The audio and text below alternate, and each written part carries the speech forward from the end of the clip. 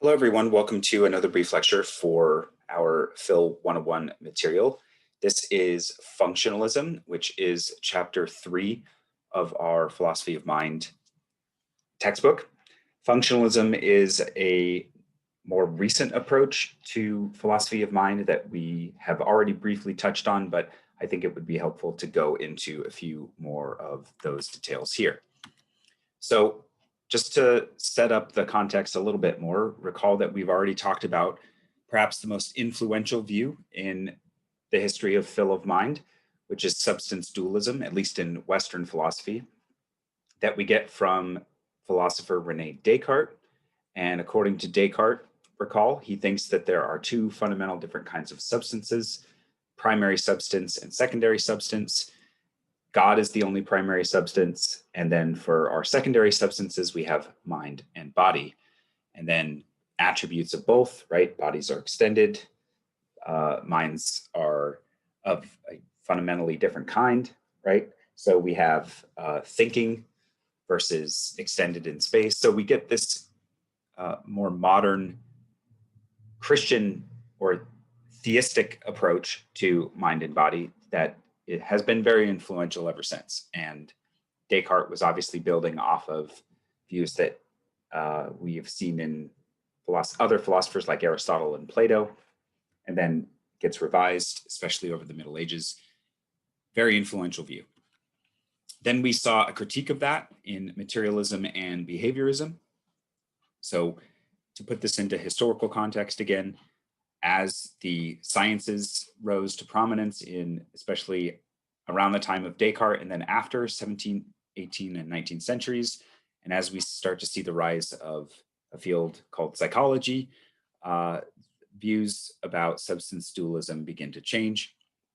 And according to these views, very roughly, we can explain things like behavior and other mental phenomena by appealing to just physical properties, right? So we've seen two quite clearly different views about how we should think of our minds relative to our bodies.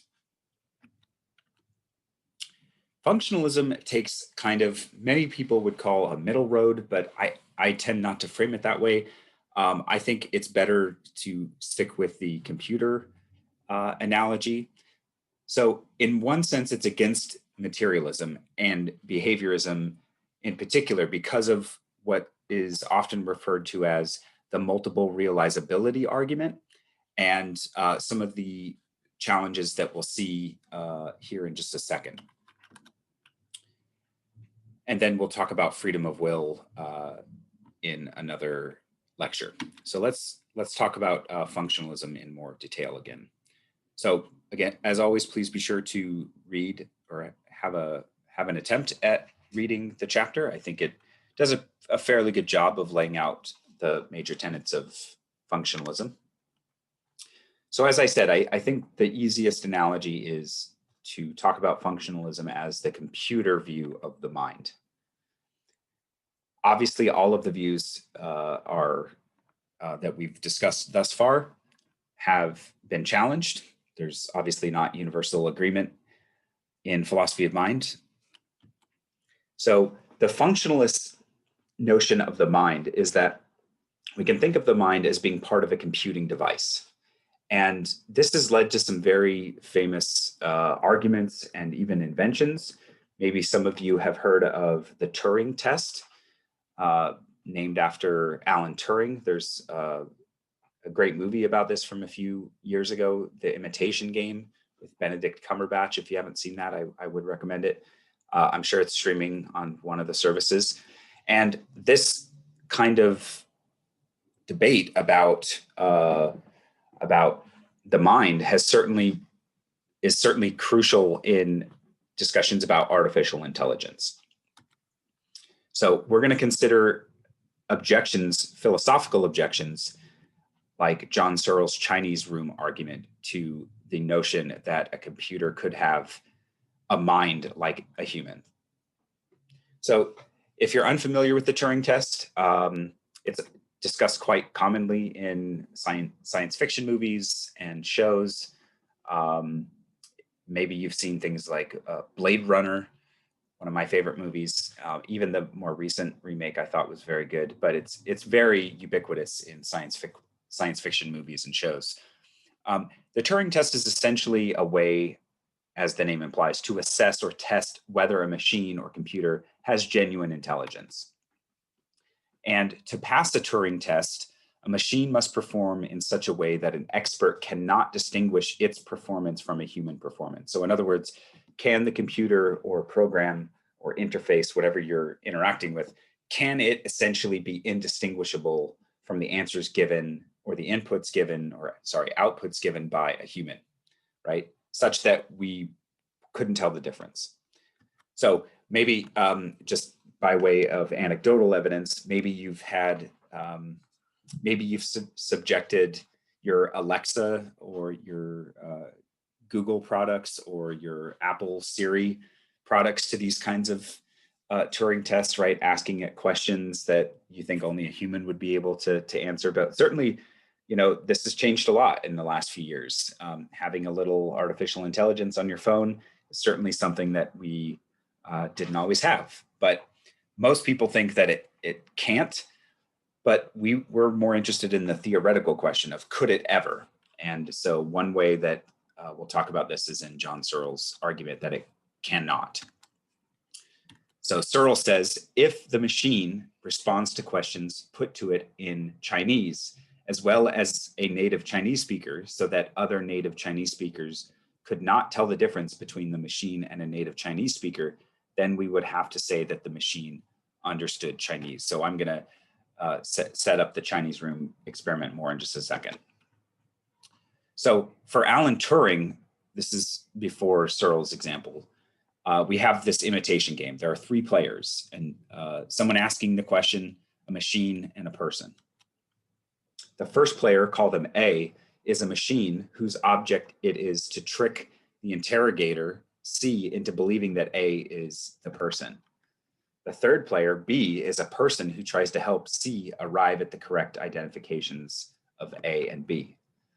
So the game proceeds by C posing questions to both A and B and trying to identify them on the basis of their answers. So Turing concludes very famously that it is, first the question, is it conceivable that computers may be programmed to convincingly imitate people and fool their interrogator? Turing thought it is possible. He thought that it is possible to put a computer through a Turing test such that the person trying to figure out which is the person and which is the artificial intelligence, they could pass that test. Okay, so Turing thought that it was possible, that strong AI is possible. But it'd be a good chance for you to pause and reflect. Do you think it's possible that as we keep advancing, our Siris or our Alexas and things like that, do you think it would ever be possible to get to a point where it could pass this kind of test? Now, there's going to be objections, obviously. Functionalism is committed to such systems as having mental states like yours, if it is functionally equivalent to you neurologically. So maybe a more intuitive way of framing this is, well, you might say functionalism sounds great, but no matter how great the advancements are in my Siri on my phone, it still just doesn't have that same function that a human mind does. It doesn't interact with its environment in the same way. There's something missing in Siri that's not missing in me, right? And so that's what these arguments, these thought experiments are meant to capture. They try to show that functionalism is dubious at establishing strong AI, for it seems possible to introduce an appropriate functional organization into a system and still not attain conscious experience or a cognitive capacity. Okay, so this is Ned Block's famous argument against functionalism. So here's the argument. It is possible to introduce a functional organization into some systems so that if functionalism is correct, a mind would be brought into existence. Premise 2, however, it seems intuitively obvious that no mind at all is constituted. Conclusion, therefore, functionalism is false. So what is this argument essentially showing? Well, here's the case. If you've seen the movie Inside Out, it's very similar to that setup. So imagine a body externally like a human body, say yours, but internally quite different. The neurons from sensory organs are connected to a bank of lights in a hollow cavity in the head. A set of buttons connects to the motor output neurons. Inside the cavity resides a group of little men. Each has a very simple task: to implement a square of an adequate machine table that describes you. On one wall is a bulletin board on which is posted a state card, that is, a card that bears a symbol designating one of the states specified in the machine table. Here is what the little men do. Suppose the posted card has a G on it. Suppose the light representing input 117 goes on. One of the G men has the following as his sole task. When the card reads G and the 117 light goes on, or I-17 light goes on, he presses output button O191 and changes the state card to M.